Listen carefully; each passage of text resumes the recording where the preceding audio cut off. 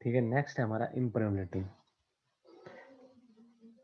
ठीक है, अगर कंक्रीट में अगर पोर्स प्रेजेंट है या वॉइड्स प्रेजेंट है तो क्या होता है कि हमारा जो वाटर है उसमें फ्लो करना स्टार्ट हो जाता है, और धीरे धीरे जैसे वाटर फ्लो करता है तो वॉइड्स का साइज इंक्रीज होता रहता है, जिससे कारण कंक्रीट जो है हमारा इम्परमेबल हो जाता है। सॉरी, परमेबिलिटी इंक्रीज कर जाती है। तो इम्परमेबिलिटी किसकी वजह से होगी? क्योरिंग अच्छी तरह से नहीं हुआ, लो वाटर सीमेंट रेशियो है, कंपैक्शन अच्छी तरह से नहीं हुआ, एग्रीगेट्स का जो हमारा जो यूज करें वो वेल ग्रेडेड नहीं है, मतलब जो पोर्स हमारे फिलअप नहीं है, तो कंक्रीट हमारी इम्परमेबल होगी। डायमेंशनल चेंजेस का मतलब है कि भैया जब कंक्रीट में हाइड्रेशन होता है तो उसमें क्या होता है, कई जो ऐसी प्रॉपर्टीज होती है जिसकी वजह से कंक्रीट का जो साइज है वो इंक्रीज करता है। ठीक है, जो वॉल्यूम एक्सपांशन होता है उसको बोलते हैं डायमेंशन चेंजेस। तो इसमें सबसे पहले आता है श्रिंकेज। ठीक है, श्रिंकेज कहने का मतलब क्या होता है कि जैसे ही कंक्रीट और सीमेंट का हाइड्रेशन होता है और जो कंक्रीट का ड्राइंग होती है तो कंक्रीट एक्सपांड करता है और फिर श्रिंक करता है। मतलब क्या होगा, due to hydration of cement concrete expand slightly, और जैसे ही वो सेट करता है और ड्राइंग पे क्या होता है, कंक्रीट श्रिंक करता है। तो मतलब हाइड्रेशन पे एक्सपांड कर रहा है और ड्राइंग पे श्रिंक कर रहा है। ठीक है, ये सारा डिपेंड करता है कि उसमें कितने वॉइड्स प्रेजेंट है, एक्सपांशन और ड्राइंग का, ये जो श्रिंकेज का कॉन्सेप्ट है। ठीक है, तो मतलब बेसिकली है तो वॉल्यूम चेंज ही। इसके लिए सबसे पहले आता है प्लास्टिक श्रिंकेज। प्लास्टिक श्रिंकेज होगा जो हमारी प्लास्टिक स्टेज प्रेजेंट होगी जब हम उसमें वाटर का ऐड करेंगे। तो उसमें क्या होता है कि धीरे धीरे लॉस ऑफ वाटर होता रहता है इवेपोरेशन की वजह से, और जो लॉस ऑफ वाटर की वजह से क्या होता है कि वॉल्यूम का रिडक्शन होता है। ठीक है, इसे बोलते हैं प्लास्टिक श्रिंकेज।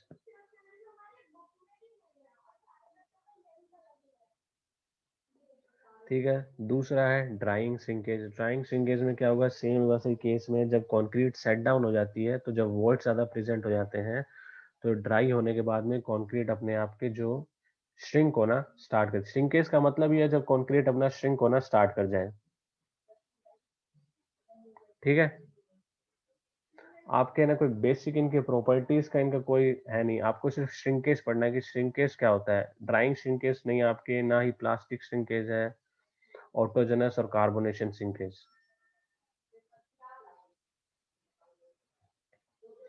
अब एक ऑटोजेनस श्रिंकेज क्या होता है कि अगर आपने ऐसा सिस्टम मान लिया कि जहाँ पे मॉइस्चर जो है मूवमेंट हो ही नहीं रहा है, मतलब ऐसी आपने जो कंक्रीट बनाई है उसमें क्या हो रहा है कि ना तो उससे पानी जा बाहर जा रहा है और ना ही ऐड हो रहा है एटमॉस्फेयर से। तो क्या हो रहा है, इसका मतलब ये कहने का मतलब है कि इवेपोरेशन नहीं हो रहा है कंक्रीट सरफेस से। अगर इवेपोरेशन नहीं हो रहा है तो क्या होगा, ऑटोजेनस श्रिंकेज कहते हैं। मतलब जो टेम्परेचर वेरिएशन की वजह से जो श्रिंकेज होता है खुद के अंदर कंक्रीट के अंदर ही, उसे बोल देंगे ऑटोजेनस श्रिंकेज। और कार्बोनेशन श्रिंकेज ये होता है कि वही जो उसमें कार्बोनेट प्रेजेंट होती है उसकी वजह से जो श्रिंकेज होता है। तो कार्बोनेट ब्रेक डाउन होती है मतलब ये होता है कि जो CO2 प्रेजेंट होती है ऑक्सीजन में, जो मतलब एटमॉस्फेयर में, जो है कंक्रीट जो सरफेस है उसे एब्जॉर्ब करना स्टार्ट कर जाता है। ठीक है, और वो आगे जाके कैल्शियम हाइड्रोक्साइड में कन्वर्ट हो जाती है। ठीक है, और उसकी वजह से दोबारा ही कंक्रीट में श्रिंकेज होना पॉसिबल हो जाता है। तो श्रिंकेज कहने का यही मतलब है कि स्टार्टिंग में जब हम कंक्रीट को हाइड्रेट करते हैं तो कंक्रीट एक्सपैंड करती है, और बाद में जैसे ही कंक्रीट हमारी क्या होती है, ड्राई होती है, जो उसके अंदर वॉइड्स होते हैं वो कॉन्ट्रैक्ट करना स्टार्ट करते हैं, तो उसे बोलते हैं श्रिंकेज, मतलब रिडक्शन इन वॉल्यूम। कहने का मतलब ये रिडक्शन इन वॉल्यूम। तो रिडक्शन इन वॉल्यूम के लिए हमें 4 स्टेजेस बताई है। ठीक है, सबसे पहली स्टेज हमें बताई जब प्लास्टिक के साथ, मतलब जो हमारी प्लास्टिक स्टेज पे श्रिंकेज हो। ठीक है, ये प्लास्टिक स्टेज पे श्रिंकेज कैसा होता है, इवेपोरेशन की वजह से। मतलब स्टार्टिंग में आपने पानी ऐड किया, उसके बाद क्या होगा कि भाई जैसे जैसे पानी जो है कंक्रीट के सरफेस से इवेपोरेट होगा तो धीरे धीरे जो वॉइड्स के पहले प्रेजेंट जिसमें वाटर भरा हुआ था, अब वो धीरे धीरे वाटर बाहर जा रहा है, तो वॉइड्स खाली हो रहे हैं। ठीक है, तो अब धीरे धीरे वो कंक्रीट वहां पे श्रिंक करना स्टार्ट कर देगी, तो उसे बोल देंगे प्लास्टिक श्रिंकेज। ठीक है, ये ज्यादातर होता है रोड्स में। जब रोड्स को हम क्योर करते हैं, स्टार्टिंग में बनाते हैं, तो क्या होता है कि बहुत ही जल्दी उसमें मॉइस्चर लूज होना स्टार्ट कर जाता है, क्योंकि वो डायरेक्ट अंडर सन होती है। ठीक है, दूसरा था हमारा ड्राइंग श्रिंकेज। ड्राइंग श्रिंकेज होता है कि मतलब जैसे जैसे कंक्रीट सेटल डाउन हो जाती है, मतलब कंक्रीट अपनी सेट हो जाती है, मतलब कंक्रीट अब फाइनल सेटिंग टाइम की तरफ आ चुकी है, तो क्या होगा कि कंक्रीट धीरे धीरे, इसमें भी लॉस ऑफ फ्री वाटर होता है, लेकिन इसमें जो लॉस ऑफ फ्री वाटर होता है इतना नहीं होता है एज कम्पेयर टू जो प्लास्टिक श्रिंकेज में होता है। तो इसके अंदर जो ड्राइंग श्रिंकेज की वजह से कोई भी कंक्रीट श्रिंक होती है तो बहुत ही ज्यादा कम श्रिंकेज होती है। उसके बाद ऑटोजेनस श्रिंकेज, मतलब इसमें मॉइस्चर का कोई इफेक्ट नहीं है, इसमें सिंपल है कि जो कंक्रीट के अंदर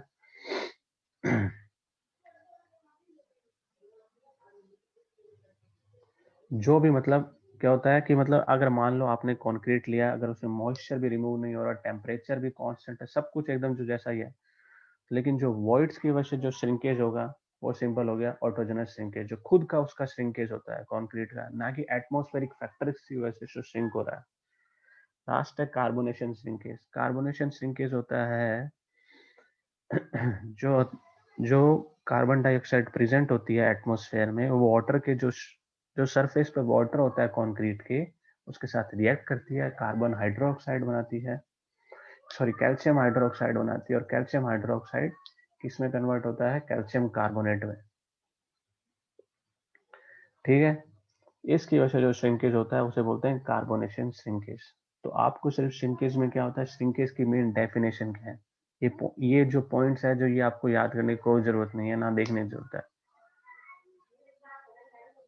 तो श्रिंकेज को इफेक्ट क्या कर रहे हैं, बेसिकली तो एटमॉस्फेरिक एजेंट्स है वो श्रिंकेज को इफेक्ट कर रहे हैं, जो पानी प्रेजेंट है वो इसमें इवेपोरेट हो रहा है। ठीक है, बेसिकली तो मेन वही तो इफेक्ट कर रहा है, और तो कोई चीजें को इफेक्ट कर नहीं रही श्रिंकेज को।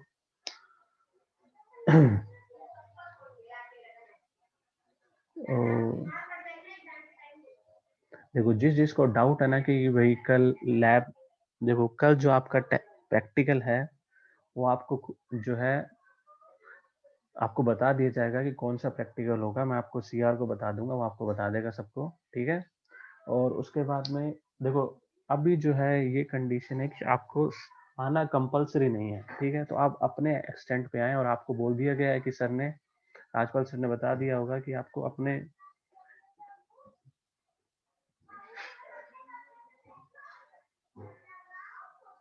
कल आपको 9:30 भी आपकी क्लास होगी। ठीक है, तो आपके जो रोल नंबर्स के अकॉर्डिंग है उसके रेस्पेक्ट में होगी आपकी, आपके अलग अलग बैचेस बना दिए थे, जो आपको टाइम टेबल प्रोवाइड किया गया था उसके रेस्पेक्ट में।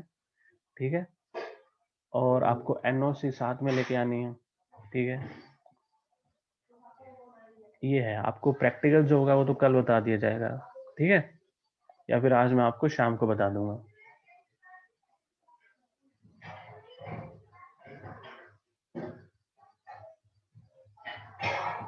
जो भी बचा हुआ पार्ट है वो हम नेक्स्ट क्लास में डिस्कस कर लेंगे। ठीक है, थोड़ा सा ही बचा है, दो। ठीक है, तो आप सबको मैंने पहले बता चुका है कि जो भी पहले के चैप्टर हमने कंप्लीट कर लिए हैं उनके पीछे के क्वेश्चंस करने हैं। ठीक है,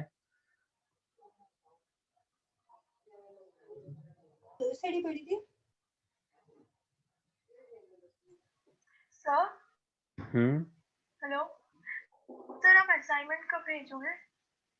असाइनमेंट तो मैं आपको पहले ना, आपने ना ये पीछे के जो चैप्टर्स के पीछे क्वेश्चंस है वो आप एक बार खुद से करके देख लीजिए। असाइनमेंट में कुछ ऐसा नहीं है, असाइनमेंट्स में तो मैं आपको जो भी टॉपिक बेस्ड है वही बताऊंगा, मैं एक दो पेपर भी ऐड कर दूंगा जो पुराने पेपर्स होंगे।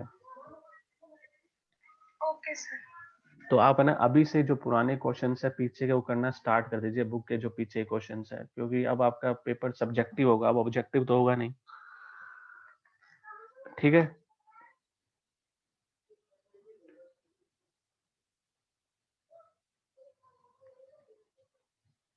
और किसी को डाउट है तो बता दो। सर वो क्यूरिंग समझ नहीं आया था इसमें कंक्रीट में। क्योरिंग का मतलब होता है कंक्रीट को पानी में डाल देना, बस सिंपल, उसे कहते हैं क्योरिंग। क्योंकि हम ये कह रहे हैं कि श्रिंकेज मैं जब बता रहा हूँ कि उसमें क्या होता है कि पानी जो है सरफेस से इवेपोरेट हो जाता है, ठीक है। तो कंक्रीट का जो सीमेंट का जो हाइड्रेशन वो हो नहीं पाता, ठीक है। तो इसको रोकने के लिए हम कंटिन्यूअसली, क्योंकि इवेपोरेशन तो रोक नहीं सकते, सन को तो आप बंद नहीं कर सकते, तो कंटिन्यूअसली इवेपोरेट तो होता रहेगा पानी, ठीक है। तो उसके लिए आप कंटिन्यूअसली पानी ऐड करते रहते हैं, उसे कहते हैं क्योरिंग। आप उसे डायरेक्टली पूरी कंक्रीट के सरफेस को इमर्स कर दो पानी के अंदर। जैसे घर पे जब हमारे छत कास्ट होती है तो क्या करते हैं, पूरी पूरी छत को पानी में डुबो देते हैं, मतलब पूरा सरफेस उसमें पानी में भर देते हैं। कॉलम बनते हैं तो उसमें हम जो कट्टे होते हैं गीले, मतलब क्या बोल सकते हैं, बोरी जो होती है उसे गीला करके हम उसके लगा देते हैं उसके सरफेस पे, ताकि जो है पानी का जो लॉस और कम अगर हो भी तो वहां से हमारा जो सीमेंट है या जो कंक्रीट का सरफेस है वहां से पानी ले सके, उसे बोलते हैं क्योरिंग।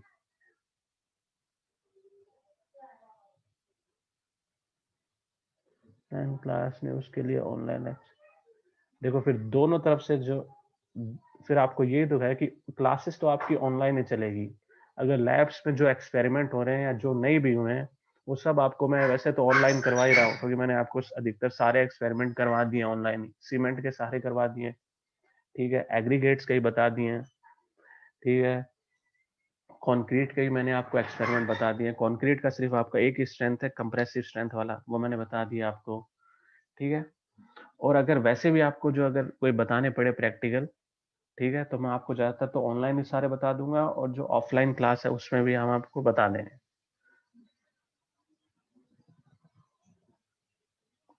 देखो श्रिंकेज कहने का मतलब है, श्रिंकेज तो दोनों तरह से हो सकती है, क्योंकि देखो क्या होगा, कोई ना कंक्रीट का सरफेस तो ड्राई होगा ही, ठीक है। अगर वो ड्राई होगा तो उसमें वॉल्यूम में चेंजेस होंगे, जो वॉइड्स प्रेजेंट होंगे उसमें पहले वाटर प्रेजेंट था, वाटर निकल गया, तो धीरे धीरे कंक्रीट वहां पे जो है वॉल्यूम, मतलब जो वॉल्यूम है उसका वहां से रिड्यूस हो जाता है। देखो वाटर ऐड करोगे तो श्रिंकेज कम होगा, वो तो है, लेकिन श्रिंकेज अब वाटर इज थोड़ा ना कि आप पूरे टाइम में उसमें पानी प्रोवाइड करते ही रहोगे, कभी ना कभी तो वो सरफेस ऐसा होगा कि जब उसमें वाटर का कांटेक्ट नहीं होगा, जब आप सोचोगे नहीं अब मुझे पानी प्रोवाइड नहीं करना, तो जब आपका जो है, जब थोड़ा श्रिंकेज होने का चांस हो, श्रिंकेज से इतना नहीं बहुत ज्यादा इफेक्ट नहीं आएगा, पर श्रिंकेज है, इससे क्या होता है थोड़ा बहुत डायमेंशनल चेंजेस आता है, बस ये कहने का मतलब है।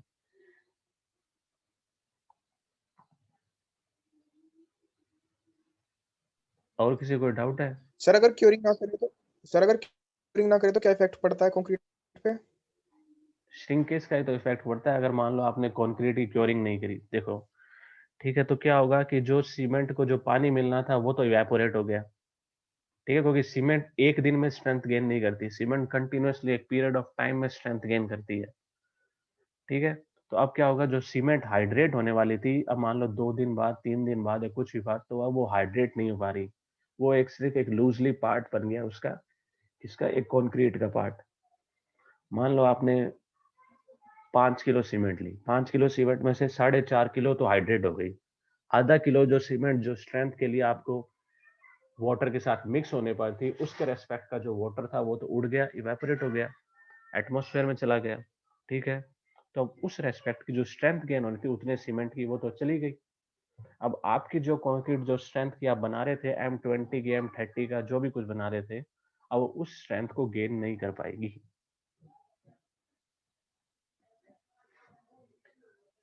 ठीक है, समझ में आया?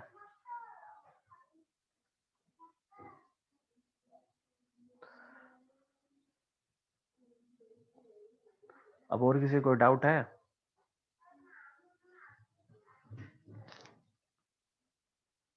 ट्वेंटी 8 डेज का डाउट है?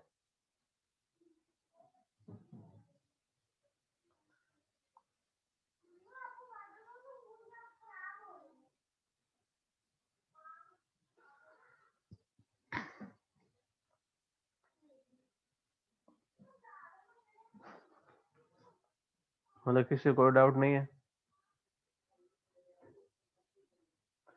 कंक्रीट क्योरिंग का एक टाइम, देखो वैसे 28 डेज होता है, लेकिन क्या होता है फील्ड में जो प्रैक्टिस होती है वो कितनी होगी कि भाई 28 डेज तक तो कोई पानी प्रोवाइड करेगा नहीं, तो उसमें बेसिकली जब कंक्रीट स्टार्टिंग के 10 डेज होती है, 12 डेज होती है, 13 डेज होती है, उस तक ही पानी प्रोवाइड किया जाता है।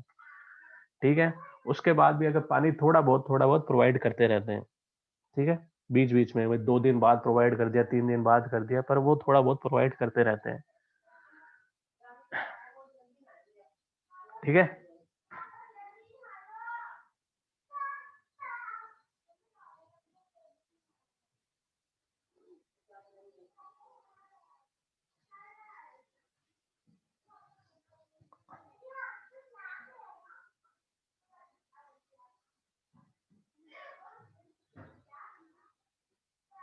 चलो ठीक है, फिर क्लास खत्म करते हैं। नेक्स्ट क्लास में आपके बस कुछ थोड़ा सा पार्ट बचा है इसमें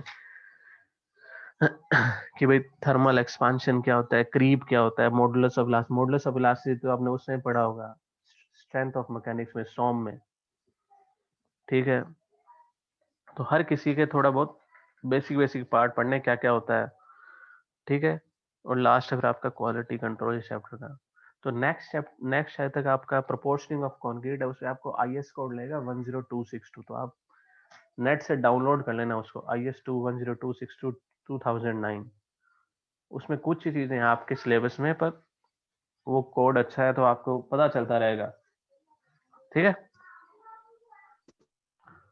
और बुक के पीछे क्वेश्चन करना स्टार्ट कर दो, पहले 2 या 3 चैप्टर के तो कर लो, क्योंकि आपके फर्स्ट सेशन में वही आएंगे, शायद तक फर्स्ट 3 आएंगे या फर्स्ट 4 आएंगे, वहां आपको बाद में बता दूंगा। पर करना स्टार्ट कर दो ताकि जो थ्योरी क्वेश्चन है वो आप लिख पाओ।